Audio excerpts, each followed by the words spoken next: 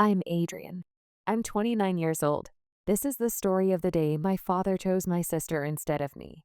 The day my father chose my sister, I stopped being his daughter. The voice on the other end of the phone sounded cold, almost like a stranger. Adrian, I'm sorry, but I won't be able to make it to your wedding. For a moment, I thought I'd heard him wrong. What did you say? Vanessa's promotion party is on the same day. She really wants me to be there. I don't think I'll make it to the ceremony. A beat of silence. Something cracked deep in my chest. My father chose my sister's party over my wedding. Can't you postpone it? I asked. My voice came out hoarse. No, this is an important milestone for her. She has professional relationships to maintain. The timing is critical. His voice was flat. There wasn't a hint of hesitation. Words caught in my throat. It's my wedding day. You promised you'd walk me down the aisle. You promised to take Mom's place. After a pause, my father sighed. It can't be helped, Adrian. I'm happy for you, of course. But I need to support Vanessa too. I see. Then he said something else. You can ask someone else to walk you down the aisle. Benjamin's family will be there, won't they? In that moment, my hand went cold around the phone. I couldn't speak. In his mind, I had been placed lower on the priority list. That was all there was to it. Understood, I said. Then I hung up. Before we continue with Adrian's story, if you're finding this meaningful, your support helps us share more stories like this. Thank you for being here. After the call ended, I stood there frozen, my phone still gripped in my hand. Outside, the spring wind was blowing, but in that moment, my world lost all sound. Silence fell over the living room. On the table sat the seating chart.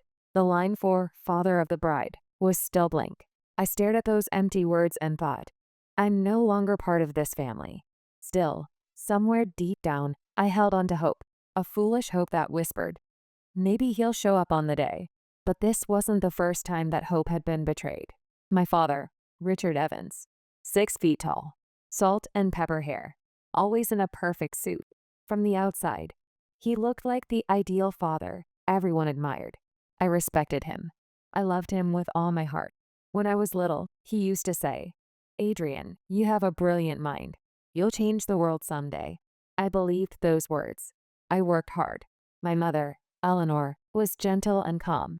She worked as a nurse while keeping our home perfect. The smell of chocolate chip cookies, Sunday afternoon tea, laughter. That house once had warmth. Everything collapsed when I was 12. Mom suddenly fell ill. The diagnosis came back. Pancreatic cancer, stage 4. Within 6 months, she was gone. At the funeral, I clung to my father's hand and sobbed, but halfway through, he let go of my hand.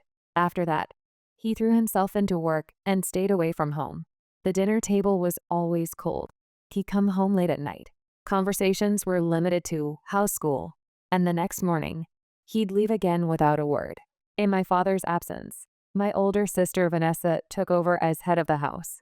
She was 3 years older. Tall, flashy, always confident. But to me, she'd always been terrifying. Even before Mom died, Vanessa had been jealous of my relationship with Dad. Dad only pays attention to you, she'd mutter. Her eyes always held a cold, icy envy. After Mom died, that envy turned into control. Dad's exhausted from work. Don't bother him with your selfishness. Stop drawing all the time and face reality. I always nodded silently to her words. I never talked back, because every time I tried, Dad's face would darken. Dad believed Vanessa. Vanessa's only saying this for your own good, he'd say. Then he'd cut off my protests. From that day on, I became a quiet shadow in that house. When I received awards at school, Dad didn't come. I found out years later that Vanessa had lied. She told him I said he didn't need to come. When I won an art scholarship, Dad was at a business dinner. On his desk, my invitation sat and opened. Vanessa would say triumphantly, Dad's busy. You need to understand that. Every time I heard those words, something inside me wore away. By the time I graduated high school, all I wanted was to leave. When I got into college, Dad only said, good for you. He didn't even hug me. And so I lived my life at a distance from my family. So why did I still want my father's blessing? 2 weeks before the wedding, when my father refused to attend, All those illusions shattered loudly. But beyond that pain, I would finally learn something. That true family isn't about blood ties. It's about who stands beside you in your life. When I went to college, I could finally breathe. When I left that house and the view of Allentown behind, I finally understood the meaning of the word freedom. The campus at the University of Pittsburgh was beautiful. In winter, the brick buildings were covered in white snow. At night, the library windows glowed with soft light. Looking at that light, I thought many times, here, I can live without being looked down on. The first few months weren't about healing. It was about being quiet. No one blamed me. No one said, be more like your sister. Between classes and part-time jobs, I slowly began to reclaim myself. That's when I met Benjamin. He was an engineering student, a serious young man with glasses. One day, he'd missed an English literature class because of a cold. He asked if he could borrow my notes. That's how it started. I'd meant to lend him the notes at a cafe, but before I knew it, 3 hours had passed. We talked about books, music, dreams for the future. He listened seriously to every topic. He was someone who didn't interrupt. That quietness felt comforting. For the first time, I knew what it meant to feel safe with a man. Benjamin's family felt like another world to me. His mother, Laura, was a kindergarten teacher. When she smiled, dimples appeared on her cheeks. His father, Henry, was a civil engineer, quiet but kind. His younger brother, Noah, was in high school, always cracking jokes to lighten the mood. The first time I was invited to his house, Laura said, Ben talks about you all the time. He says you're a hard worker and a talented artist. At the dinner table, there was warm soup and fresh baked bread. Just that simple thing made me want to cry. It felt so familiar. For the first time in so long, I felt what a family table was supposed to be. From that day on, I was invited to their home often. Birthdays, Thanksgiving, Christmas. They welcomed me as if I'd always been part of the family. When Laura said, "You're already part of this family," something warm unraveled in my chest. After college, I got a job at a marketing firm in Philadelphia. Benjamin became an engineer at another company. We both lived in the same city. We rented a small apartment. After work, we'd cook dinner together. Those were quiet, peaceful days. My relationship with my father was mostly formal contact. A phone call once a month. Conversations like, "How's work?" and "Are you doing okay?" My sister Vanessa kept bragging about taking care of Dad. "I'm the only one supporting Dad," she'd say, subtly putting me down. But those exchanges didn't hurt anymore. I'd finally learned that I could live without my father's approval. When I turned 27, I successfully led a major project at work. I got promoted. Benjamin also earned the trust of his colleagues. And just like that, 5 years had passed. He'd been by my side the whole time. One night, he proposed to me. At the end of a dinner celebrating our anniversary, beside a slice of tiramisu, there was a small velvet box. Inside was a vintage ring with a sapphire centerpiece. "Adrian," he said, "these 5 years with you have been the happiest of my life. Your smile and your strength have saved me so many times. So please, will you spend the rest of your life by my side, smiling?" Tears streamed down my face. I couldn't speak. I just nodded and buried my face in his chest. That night, I completely forgot about the past and my father's shadow. The next morning, I called my father. "Dad, I have something to tell you. Benjamin proposed to me yesterday." There was a pause. Then he said, "I see. Congratulations." After that, he continued in his usual flat tone. "He seems like a good man. Have you set a date?" It sounded like he was confirming a work schedule. There was no joy, no excitement, nothing. I smiled and answered, "Not yet. Probably next summer. Let me know when you decide. I'll put it on my calendar." After that call ended, I sat there for a while, unable to move. Put it on my calendar. The coldness of those words lingered in my chest. When Benjamin came home, he immediately hugged me. "It's okay. Someday he'll understand." But even he didn't seem to believe it. Telling my sister Vanessa was even more hollow. I sent her a message with a photo of the ring. She replied, "OMG. Congrats, little sis. That ring is so cute." The message was full of emojis. The overly bright tone seemed to hide jealousy. Vanessa was 32. On social media, she showed off her glamorous career with perfect smiles.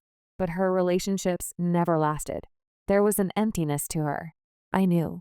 She hated anyone who seemed happy. But I wasn't afraid anymore. I was loved, truly loved. The wedding date was set for June 15th of the following year. The venue was a historic hotel in Philadelphia. The ceremony would take place on the rooftop garden terrace. Then the reception would be held in the ballroom. I should let Dad know early, I thought. So I sent the invitation 8 months in advance. A few weeks later, during a phone call, my father said, "I've put it on my calendar. I'll be there, don't worry." His voice was a little softer than usual. I gathered my courage and said, "Dad, I'd like you to walk me down the aisle on that day." After a short silence, he said, "It would be an honor, Adrian." Those words made my chest feel warm. Maybe this wedding could be the chance to restore our relationship. I believed that. The days of preparation were busy. Dress fittings, choosing flowers, meeting with a caterer. Benjamin's mother, Laura, joined me through it all, like a real mother would. "You look beautiful. I'm sure your mom is proud of you." At the dress shop, in front of the mirror, Laura teared up as she smiled at me. I thought of my mother's face. If Mom were alive, would she have watched over me like this? Laura's brother, Uncle Jack, was also excited about our wedding. He was a former college professor, calm and intellectual. "Your presentation materials are excellently structured," he'd say whenever I talked about work. He always listened seriously. Even without blood ties, maybe people can become family.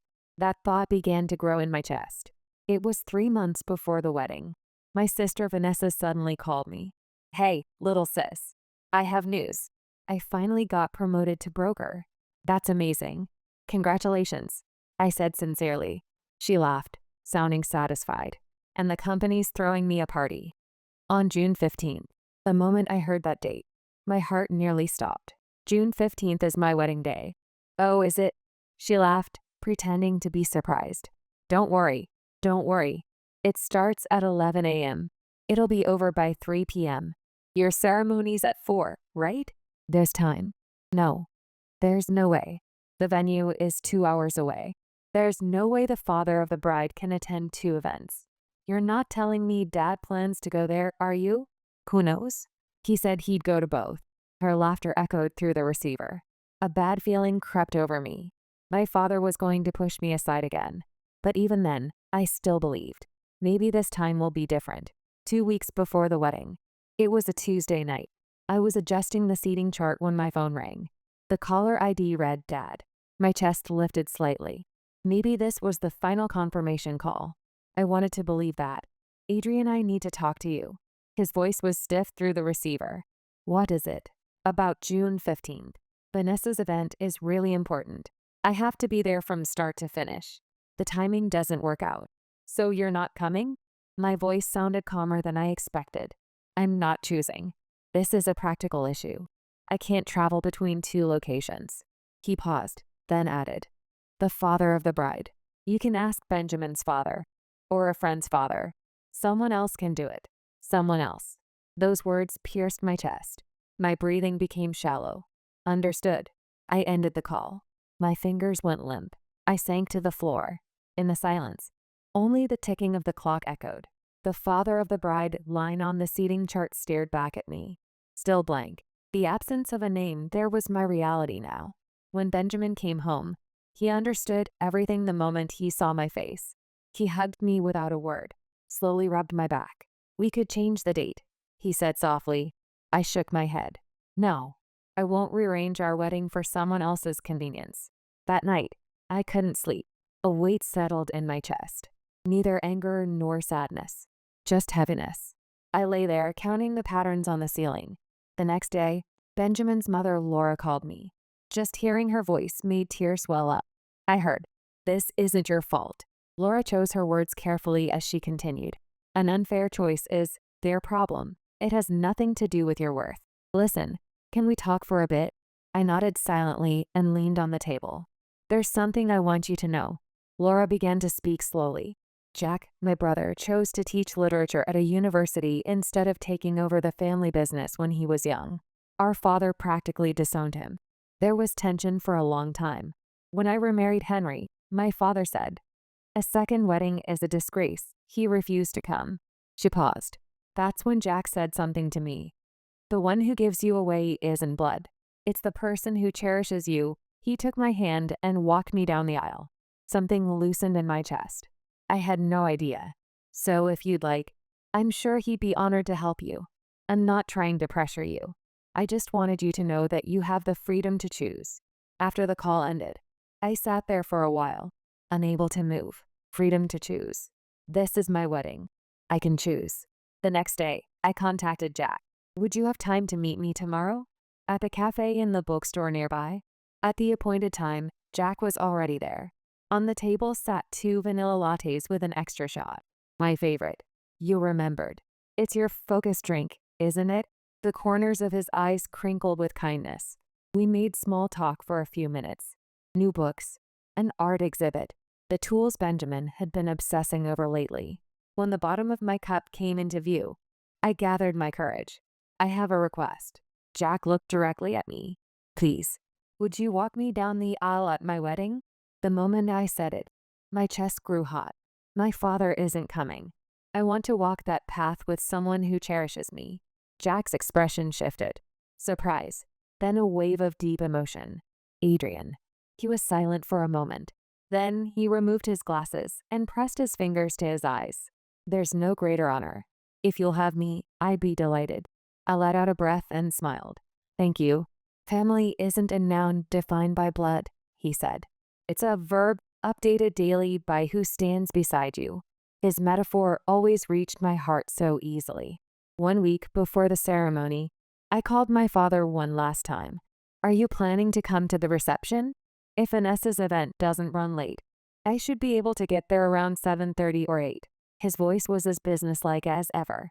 Also, I wanted to let you know, I've asked Benjamin's Uncle Jack to walk me down the aisle.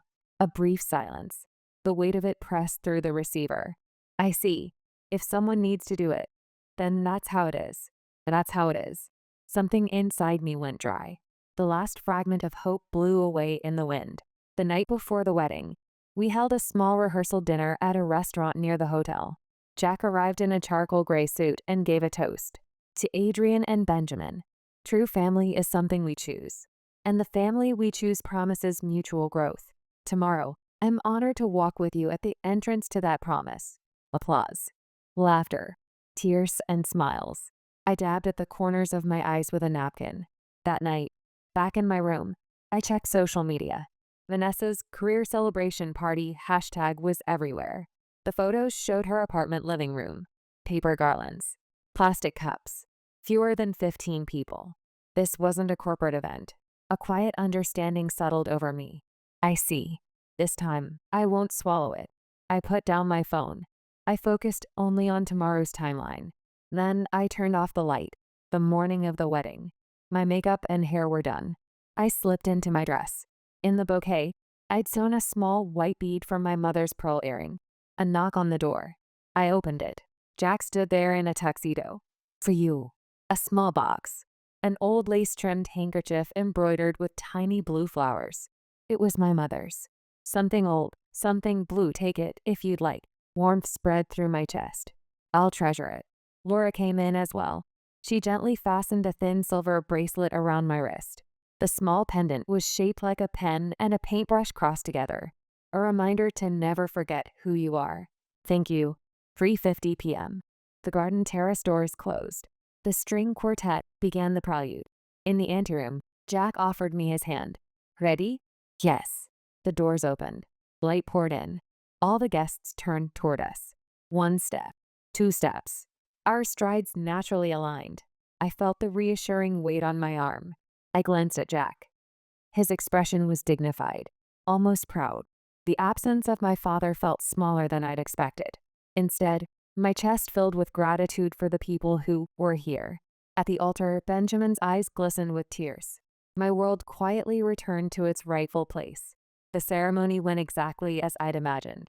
We exchanged vows, exchanged rings, wrapped in applause, photos, cocktail hour, dinner, speeches, laughter. Time flowed like a river. I had left the shore, and I wasn't going back. 8:30 p.m. passed. My father still hadn't appeared, but I felt calm. The responsibility for choosing not to attend was his, not mine. I'd finally accepted that. My cousin Thomas arrived late. He was out of breath. I stopped by Vanessa's first, but that wasn't a corporate event. It was just a regular house party, and no one was even talking about a promotion. He showed me his phone screen. A past conversation with Vanessa. If I schedule it on the same day, Dad will choose me. I exhaled deeply.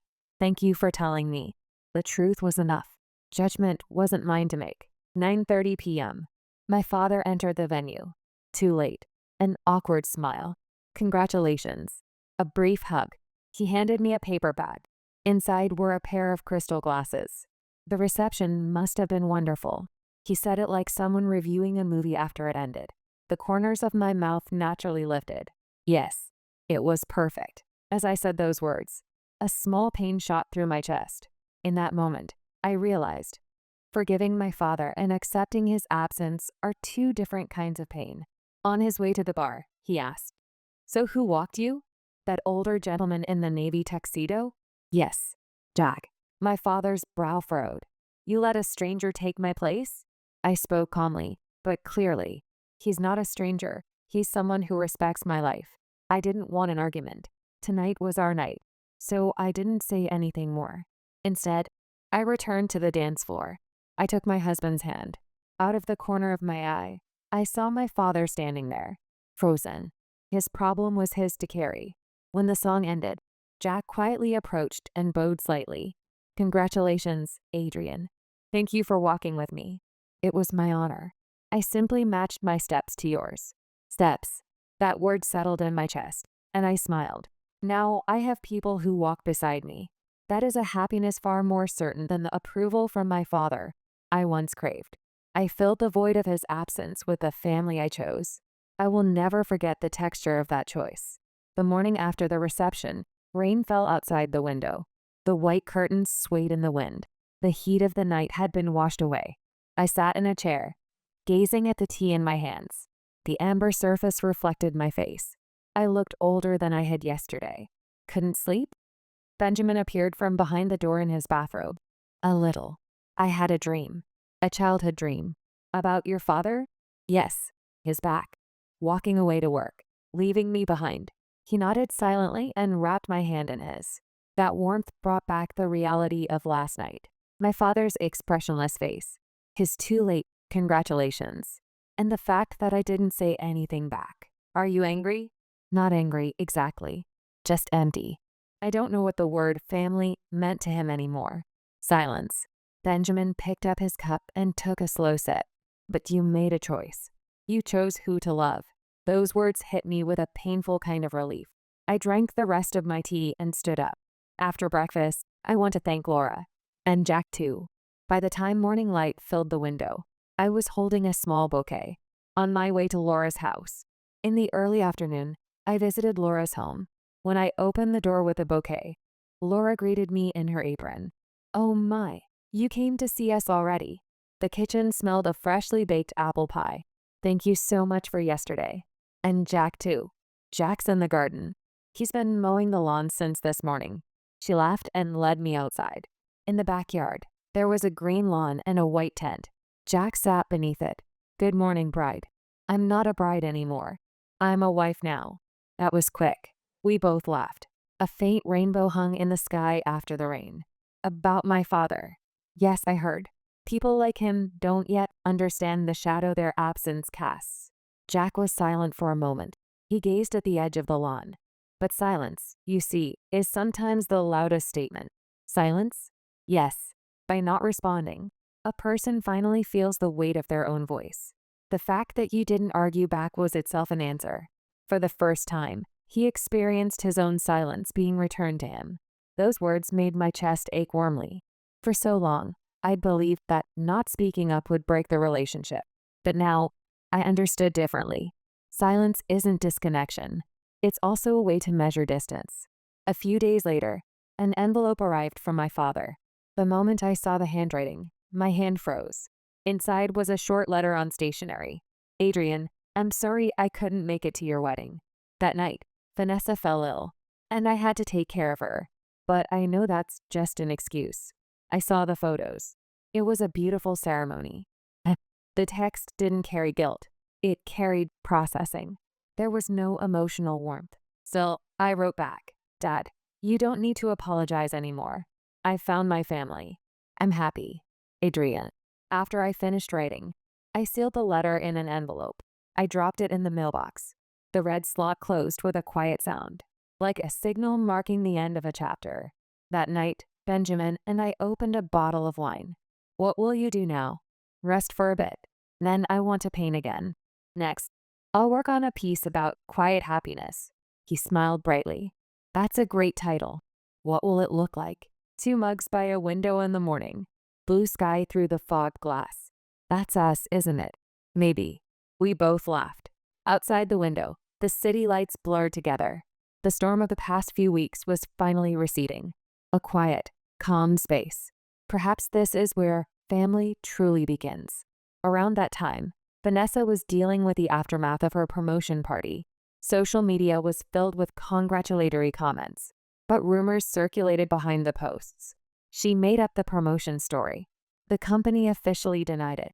A few days later, word came that Vanessa had taken a temporary leave from work. It was as if the balance had finally been restored. When I saw the news, I felt nothing. Not revenge. Not justice.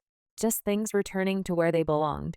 The one who pays the price for silence is always the one who stole the voice. A few months later, we moved into a new house.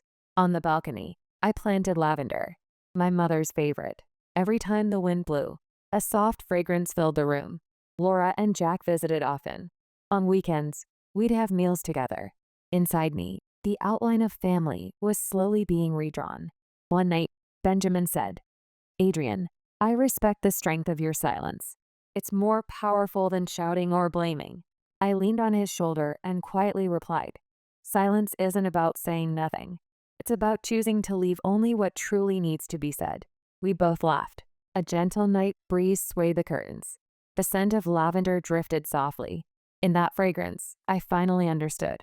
Happiness isn't about filling the missing pieces with someone's love. It's about quietly accepting yourself. Even with the missing pieces. Several months had passed since the wedding. Philadelphia's early summer was short. Now, the scent of autumn was beginning to mix into the city air. On the balcony of our new home, I'd planted lavender, my mother's favorite. Every time the wind blew, the soft fragrance drifted into the room. It felt like the sound of that day's blessings still lingered. Benjamin was as calm as ever.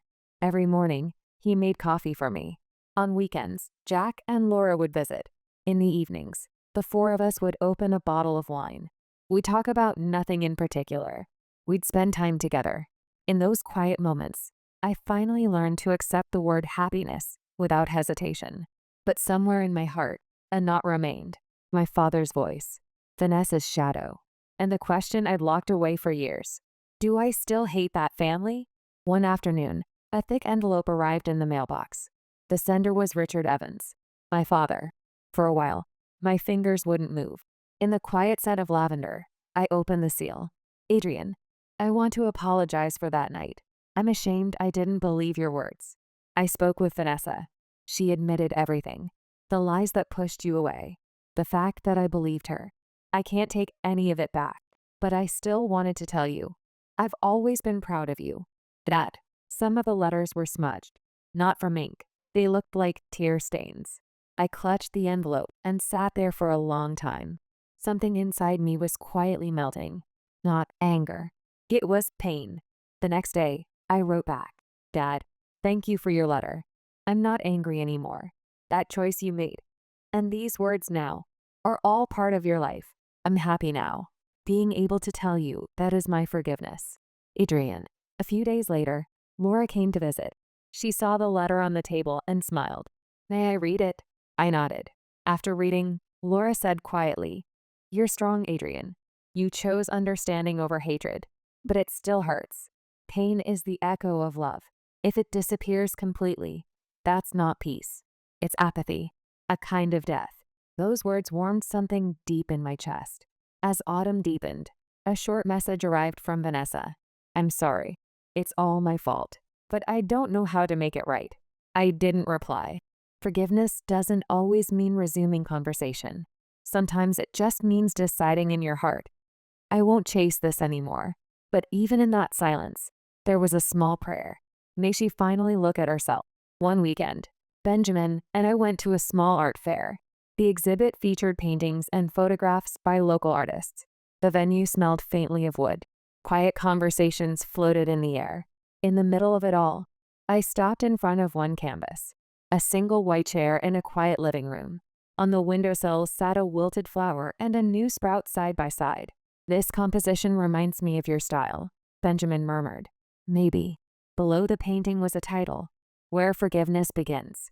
In that moment, I thought, forgiveness isn't about forgetting the past. It's the choice to move forward, even while carrying the pain. I had finally reached that place. Winter. Christmas Day. I opened the front door. Mixed with the cold wind was a familiar scent. Standing there was my father, someone I hadn't seen in a long time. In both hands, he held a small potted plant. Lavender. Your mother loved it. It's winter, so there are no buds yet. But come spring, it will bloom. His voice trembled as he spoke. I took one step toward him. Come in. It didn't take me long to say those words. My father looked down and smiled just a little. Thank you. Thank you for letting me in. Under the light in the living room, we sat facing each other. Benjamin brought out 2 cups of coffee. My father's hand shook slightly as he accepted the cup. When your mother died, I didn't know what to do. I clung to Vanessa. I pushed you away. As a man, and as a father, I was a coward. I didn't say anything. I just nodded slowly. But I'm glad you came here today. Tears shone in my father's eyes. Your words are my salvation. His voice trembled. The emotions he'd suppressed for so long were finally becoming words. In that moment, something inside me quietly loosened as well. That night, I placed the lavender pot on the windowsill. Next to it, I set my mother's photograph, the only family photo of the 3 of us. For the first time, I could look at that photo directly. Spring came. In the scent of flowers blooming in the garden, I spread a new canvas. I'd already decided on the title, Quiet Strength. This was my own story, a painting for those who move forward while carrying pain. My hand moved across the canvas without hesitation.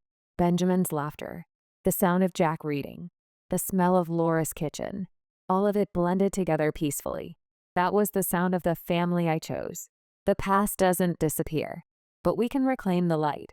To forgive isn't to forget. It's to choose kindness while still holding the pain. And once more, I carved those words into my heart. Family is not a noun connected by blood. It is a verb we live together. If this story resonated with you, please consider subscribing to our channel. Your support means everything. Thank you for listening.